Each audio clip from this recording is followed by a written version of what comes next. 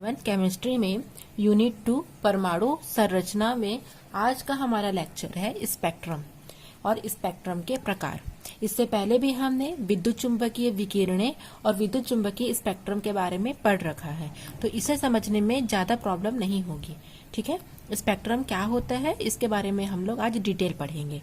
तो स्पेक्ट्रम किसे कहेंगे, उस दिन मैंने आपको बताया था, ठीक है, स्पेक्ट्रम के बारे में कि जितनी भी विकिरणें, ठीक है, जो सूर्य से पृथ्वी तक आती हैं, जितनी भी विकिरणें जो सूर्य से पृथ्वी तक आती हैं, उनमें बहुत सारी विकिरणों में से हम केवल दृश्य प्रकाश, जिसे विजिबल रेस कहते हैं, ठीक है, जो 7 रंगों में विभक्त होते हैं, ठीक है, इन्हें ही हम अपने खुली आंखों से देख सकते हैं। ठीक है, इसके अतिरिक्त और जितने भी तरंगे हैं, जैसे आपके माइक्रोवेव, रेडियो, एक्सरे, गामा, इन सभी किरणों को हम नहीं देख सकते। केवल हम दृश्य प्रकाश के ही 7 रंगों को ही हम देख सकते हैं। ठीक है, तो इन 7 रंगों की एक व्यवस्था या क्रम या उनके समूह को हम स्पेक्ट्रम कहते हैं।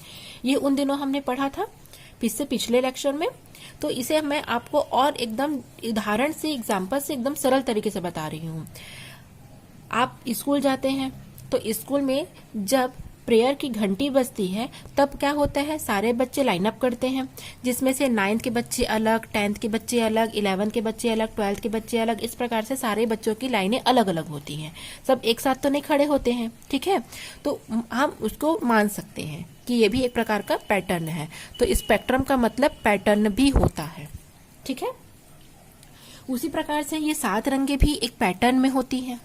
ठीक है, पहले क्या होता है, वायलेट, फिर इंडिगो, फिर ब्लू, फिर ग्रीन, फिर येलो, फिर ऑरेंज, फिर रेड, जिसे हम विबग्योर कहते हैं। तो इसी प्रकार का वो भी एक पैटर्न होता है।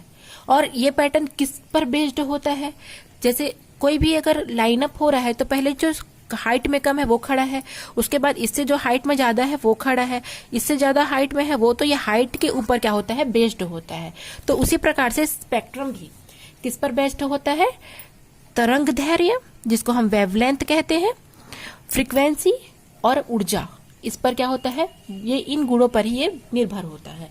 ठीक है, तो स्पेक्ट्रम तो आपको समझ में आ गया होगा। अब हम इसकी परिभाषा देख लेते हैं। किसी विद्युत चुंबकीय तरंग या जो विकिरणें होती हैं, उनको यदि हम किसी फोटोग्राफिक प्लेट पर, किसी स्क्रीन पर या पर्दे पर क्या करते हैं, फोकस डालते हैं और उसका प्रतिबिंब लेते हैं, तो जो प्रतिबिंब हमको प्राप्त होता है उसे हम स्पेक्ट्रम कहते हैं। ठीक है, अब हम स्पेक्ट्रम के प्रकार देखते हैं। तो स्पेक्ट्रम 2 प्रकार के होते हैं। पहला होता है उत्सर्जन स्पेक्ट्रम और दूसरा होता है अवशोषण स्पेक्ट्रम। उत्सर्जन स्पेक्ट्रम को इमिशन स्पेक्ट्रम भी कहते हैं। ठीक है, इमिशन स्पेक्ट्रम भी इसे हम कहते हैं। तो इमिशन या उत्सर्जन स्पेक्ट्रम किसे कहते हैं, जब किसी स्रोत के द्वारा उत्सर्जित विकिरण को एक प्रिज्म में से गुजारा जाता है और इसे फोटोग्राफिक प्लेट पर जब हम क्या करते हैं, प्राप्त करते हैं, तो उसे हम उत्सर्जन स्पेक्ट्रम कहते हैं। ठीक है, अब मैं आपको एक सिंपल एग्जाम्पल के द्वारा इसको समझाती हूँ, फिर हम परिभाषा की ओर आते हैं। ठीक है, तो अगर सूर्य से आने वाली जो किरणें हैं, ठीक है, सूर्य से आने वाली, यहां देखते हैं, अगर सूर्य से आने वाली जो किरणें हैं उसे हम एक प्रिज्म पर क्या करेंगे, आरोपित करेंगे, और उसके बाद एक फोटोग्राफिक प्लेट पर यदि हम उसे प्राप्त करेंगे तो हमको क्या प्राप्त होगा, 7 रंगों की हमको लाइनें प्राप्त होगी। तो ये क्या हो रहा है, सूर्य या जो स्रोत है उससे प्रिज्म पर जा रहा है और ये प्रिज्म क्या कर रहा है, उसे बाहर की ओर उत्सर्जित कर रहा है। ठीक है, अगर हम उसे फोटोग्राफिक प्लेट पर प्राप्त करेंगे तो क्या होगा, प्रिज्म के द्वारा इस सूर्य के प्रकाश को फोटोग्राफिक प्लेट पर क्या किया जा रहा है, उत्सर्जित किया जा रहा है। तो इस कारण इसे हम क्या कहेंगे, उत्सर्जन स्पेक्ट्रम। ठीक है, कि किसी स्रोत सूर्य, बल्ब या कोई भी चमकता हुआ पिंड भी हो सकता है, उसके द्वारा जो उत्सर्जित विकिरण है उसको यदि हम प्रिज्म में से गुजारेंगे और फोटोग्राफिक प्लेट पर प्राप्त करेंगे तो उसे हम उत्सर्जन स्पेक्ट्रम कहेंगे। और ये 2 प्रकार के होते हैं, सतत और रेखीय स्पेक्ट्रम। तो अब हम सतत स्पेक्ट्रम पढ़ते हैं, हम इसे एग्जाम्पल के माध्यम से पढ़ेंगे। ठीक है, तो ये आप देख रहे हैं चित्र ऐसा, ये, ठीक है, ये चित्र आप देख रहे हैं। तो यहाँ पर प्रकाश स्रोत क्या लिया गया है, सूर्य। सूर्य की जगह पर आप जलता हुआ बल्ब भी ले सकते हैं या गर्म चमकता कोई वस्तु ले सकते हैं। यहाँ बल्ब लिया गया है स्रोत, और यहाँ पर स्लिट है, प्रिज्म है, ये स्क्रीन या फोटोग्राफी प्लेट है। तो जब किसी स्रोत से, ठीक है, प्राप्त प्रकाश को स्लिट के माध्यम से किसी प्रिज्म पर क्या करते हैं, गुजारते हैं, तो हमको क्या पता चलता है, प्रिज्म में से गुजारने पर यदि हम उसे स्क्रीन या फोटोग्राफिक प्लेट पर प्राप्त करेंगे तो हम देख रहे हैं वो 7 रंगों में विभक्त हो गया है, ठीक है, जिसे हम विब्योर कहते हैं। ये आप देख रहे हैं, violet, indigo, blue, green, yellow, orange और रेड, ठीक है। तो इसे हम क्या कहेंगे, सतत। कारण क्या है, सुनिए। सतत स्पेक्ट्रम क्यों कहा जा रहा है, क्योंकि यहाँ पर जब वायलेट कलर जो है, जैसे ही वायलेट कलर खत्म हो रहा है उसके बाद यहाँ पर कोई लाइन नहीं बना है, तुरंत उसमें क्या आ जा रहा है, ब्लू कलर आ जा रहा है। अर्थात एक लाइन खत्म होने पर दूसरी लाइन, तीसरी लाइन अचानक से आ जा रही है। जब बारिश होता है, बारिश के बंद होने के बाद सूर्य निकलता है, तो सूर्य क्या करता है, उस बारिश की बूंदों से इंद्रधनुष बनाता है, और जब इंद्रधनुष बनते हैं तो आप हम देख सकते हैं उस इंद्रधनुष में सारे कलर एक के ऊपर एक चढ़े हुए प्रतीत होते हैं हमको, अलग अलग डिस्टेंस बनाए नहीं रहते हैं। अगर वो वहां पर बैंगनी कलर है तो बैंगनी के बाद तुरंत आसमानी, तुरंत ग्रीन, तुरंत येलो, उसके ऊपर सब चढ़े हुए प्रतीत होते हैं। अर्थात ये कंटिन्यूअस होता है, सतत होता है। इस कारण इसे हम क्या कहते हैं, सतत स्पेक्ट्रम कहते हैं। परिभाषा हो जाएगी इसकी। यह देखा जाता है कि श्वेत प्रकाश 7 रंगों में विभक्त हो जाता है, और ये सभी रंग क्या करेंगे, एक दूसरे के पर इस प्रकार से जुड़े रहते हैं कि वो एक दूसरे पर चढ़े हुए प्रतीत होते हैं। तो इस प्रकार के स्पेक्ट्रम को हम सतत स्पेक्ट्रम कहेंगे, ठीक है। जैसे बारिश हो जाती है, उसके बाद आसमान पर इंद्रधनुष बनते हैं, तो इंद्रधनुष के जितने भी कलर होते हैं वो एक के ऊपर एक के ऊपर एक वो क्या होते हैं, कंटिन्यू बने रहते हैं, कंटिन्यूअस होते हैं, सतत होते हैं, ठीक है। तो इसे हम सतत स्पेक्ट्रम कहेंगे। अब हम देखेंगे रेखीय स्पेक्ट्रम। रेखीय स्पेक्ट्रम को हम परमाणुवीय स्पेक्ट्रम भी कहते हैं। इसको मैं आपको थोड़ा समझा देती हूँ। ये सूर्य है, ठीक है, और ये परमाणु, किसे परमाणुविक स्पेक्ट्रम भी कहा जाता है। सूर्य क्या कर रहा है, देखो, सूर्य प्रकाश आरोपित कर रहा है एक परमाणु पर, ठीक है। मान के चलो यह प्रकाश को हम कुछ नाम देते हैं, जैसे लैम्डा, लैम्डा 1, 2, 3, 4, 5, 6, 7, 8, 9, 10, कुछ भी दे सकते हैं। तो ये क्या हो रहा है, अब क्या कर रहा है, मान के चलो इस सूर्य के द्वारा जो ये लैम्डा 1 से लेकर के लैम्डा 6 तक का जो क्या हो रहा है, प्रकाश है, उसमें से परमाणु कौन कौन से प्रकाश को एब्जॉर्ब कर रहा है, क्या कर रहा है, अवशोषण कर रहा है, सिग्मा 2, लैम्डा 2, लैम्डा 4 और लैम्डा 6 को, ठीक है। लैम्डा 2, लैम्डा 4 और लैम्डा 6 को क्या कर रहा है, ये अवशोषित कर ले रहा है। बचा कौन, लैम्डा 1, 3, 5, इसको क्या कर रहा है, वो इसको वो बाहर उत्सर्जित कर दे रहा है। तो इन प्रकाश की ऊर्जाओं को क्या कर रहा है, परमाणु ग्रहण करके उत्तेजित हो जा रहा है। जैसे एक बच्चे को टॉफी मिलता है, या उसको कोई भी गुड न्यूज मिलता है, या उसे ये कहा जाता है कि उसे पिकनिक ट्रिप पर ले जाएंगे, तो वो एक्साइटेड हो जाता है। उसी प्रकार से ये परमाणु सूर्य से प्राप्त विकिरणों को लैम्डा 2, लैम्डा 4 और लैम्डा 6 को प्राप्त करके एक्साइटेड हो जाता है और उच्च ऊर्जा स्तर में चला जाता है। और जैसे ये उच्च ऊर्जा स्तर में जाता है, तो अगर हम इसे प्रिज्म में से देखते हैं तो यहाँ पर क्या प्राप्त होता है, यहाँ पर लैम्डा 1, लैम्डा 3, लैम्डा 5 प्राप्त होता है।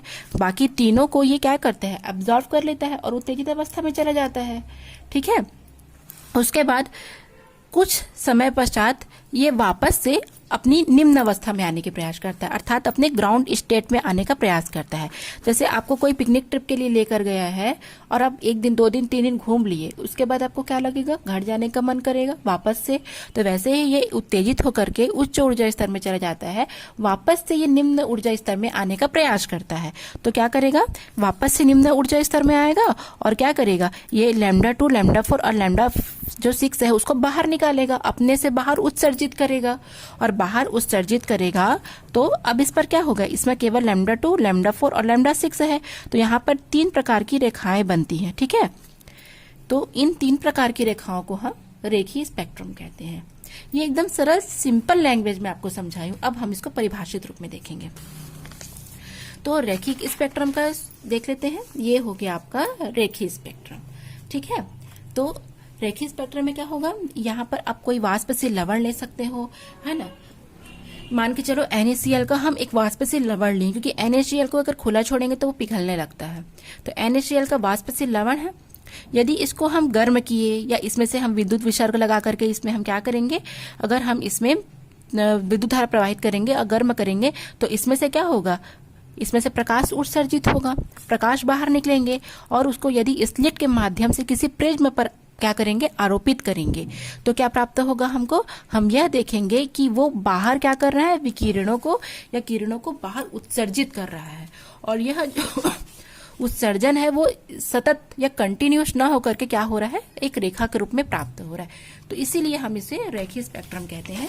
तो इसका परिभाषा क्या हो जाएगा, जब कोई अवाष्पशील लवण को बुनसन ज्वाला में रखा जाता है या निम्न दाब पर किसी गैस में विद्युत विसर्ग प्रवाहित किया जाता है तो कुछ प्रकाश उत्सर्जित करता है।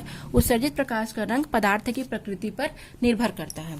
यदि इन प्रकाश को स्पेक्ट्रोस्कोप द्वारा अगर हम एनालिसिस करें, इसका विश्लेषण करें, तो हम ये पाएंगे कि ये एक जगह सतत ना होकर के है ना रंगीन रेखाओं के रूप में प्राप्त होता है। ठीक है, और पहले क्या करता है, पहले वो अवशोषण करेगा। ये क्या करेगा, ये पहले क्या करेगा, रंगों को अवशोषण करेगा या विकिरणों को अवशोषित करेगा और अवशोषित करने के बाद में उसे उत्सर्जित कर देगा। ठीक है, जैसे मैंने आपको यहाँ पर बताया, यहाँ पर क्या कर रहा है, ये परमाणु क्या कर रहे, सूर्य से प्राप्त किरणों को पहले अवशोषित कर रहा है, λ2, λ4, λ6 को अवशोषित करने के बाद उत्तेजित हो जा रहा है, फिर से अपने निम्न ऊर्जा स्तर में आ रहा है। अब क्या कर रहा है, इसको वो उत्सर्जित कर दे रहा है। तो यहाँ पर उनको जो रेखाएं प्राप्त होंगी इसको हम क्या कहेंगे, उत्सर्जन स्पेक्ट्रम, परमाणविक स्पेक्ट्रम या इसे हम रेखीय स्पेक्ट्रम कहते हैं। ठीक है, तो ये आपका रेखीय स्पेक्ट्रम हो गया। अब है इसका दूसरा पॉइंट है जो कि है अवशोषण स्पेक्ट्रम। तो अब हम क्या पढ़ेंगे, अब हम अवशोषण स्पेक्ट्रम के बारे में पढ़ेंगे। एब्जॉर्प्शन स्पेक्ट्रम तो क्या कर रहा है, यहाँ पर हम देखे थे एब्जॉर्प्शन क्या होता है, सूर्य की जो किरणें हैं उसको ये परमाणु क्या कर रहा है, कुछ को एब्जॉर्ब कर रहा है। तो यहाँ पर जो लाइनें दिखाई देंगी उसे हम क्या कहेंगे, अवशोषण स्पेक्ट्रम।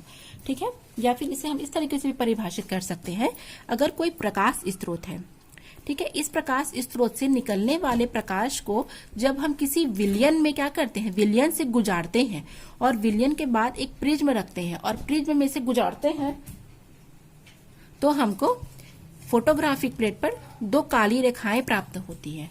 ठीक है, तो ये काली रेखाएं क्या है, ये काली रेखाएं यह प्रतीत या ये साबित करती हैं कि प्रकाश का कुछ भाग को अवशोषित कर लिया गया है।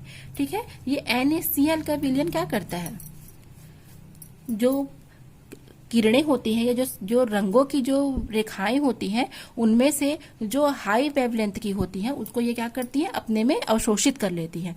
तो जब किसी भी प्रकाश स्रोत के सामने अगर हम कोई विलयन रखते हैं या कोई गैसीय माध्यम रखते हैं और उसके बाद अगर हम प्रिज्म रखते हैं तो वो क्या करेंगी, वो उसे अपने में अवशोषित कर लेंगी।